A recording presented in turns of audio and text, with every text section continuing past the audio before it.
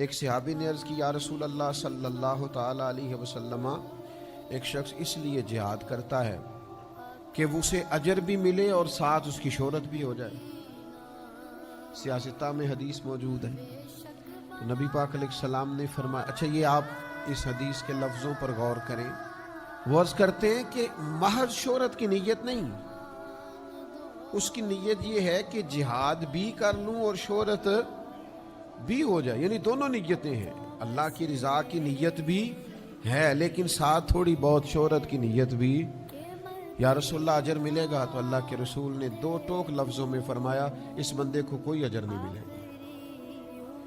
پھر عرض کی دوسری دفعہ، یا رسول اللہ نیت جہاد کی بھی ہے لیکن ساتھ اس کا خیال ہے کہ مشہور بھی ہو جاؤں۔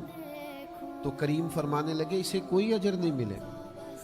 6 بار پوچھا، تیسری بار عرض کی یا رسول اللہ صلی اللہ علیہ وسلم نیت جہاد کی بھی ہے لیکن ساتھ خیال یہ ہے کہ میں شہرت بھی پا جاؤں، تو حکم کیا ہے؟